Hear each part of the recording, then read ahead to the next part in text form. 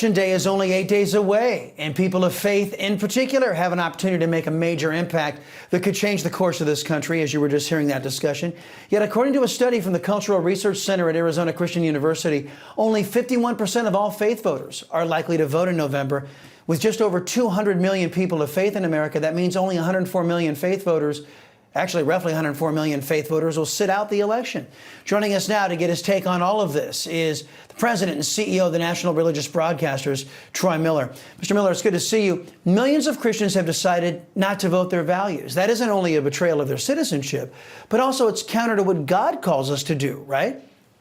Oh, absolutely. It's a betrayal of their faith and loving our neighbor, because we're saying that the people that are going to govern this country, the people that are going to set the policies, people are going to decide the laws and legislation that gets signed and passed, the people are going to decide how the money gets spent are going to be ungodly pagan people, or just people who don't hold the same values, same set of morals and same set of principles that we do. So I actually think that number may be off. I think we may see a real wave of Christian voters here, because what I've been hearing from a lot of pastors is people are pretty fed up, with what we just heard from the Gary Bauer there and from the president, the over push of the left, especially into the school system, into women's sports, into the cancel culture, and the closing down of churches during COVID. I think people are going to remember that. They're looking at a government that's really overreached.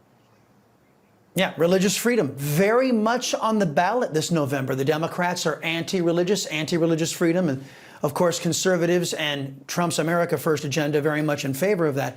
How do we get people of faith engaged in saving one of our most precious rights in this country, religious freedom?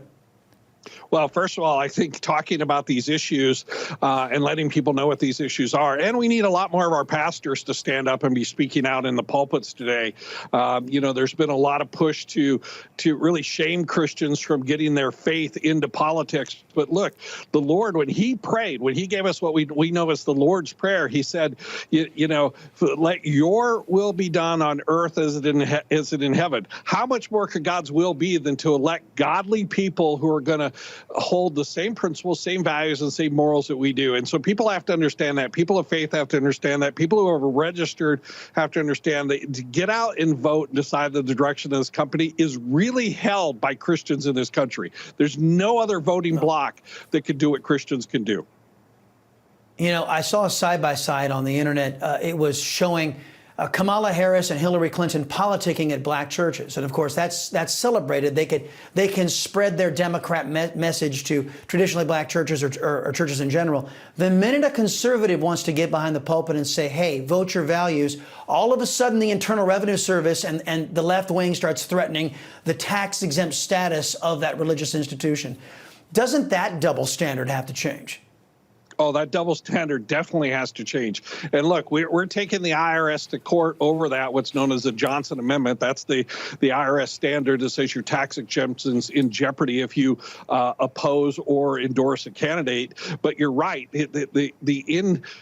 Equal enforcement, the unequal enforcement on this has to go. Now, look, we believe that all churches, all pastors should be able to stand up and endorse candidates. For 175 years of this country, pastors endorsed or involved in politics, involved in the cultural thing, until Johnson decided, that a group of churches in Texas opposed his Senate candidacy, and he came out with that, got that bill pushed through, and that law changed. So we're trying to bring that back to the way it was in the founding of this country.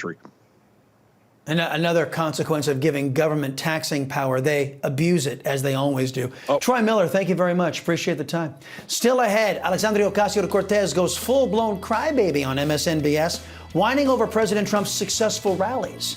That's next on Newsmax.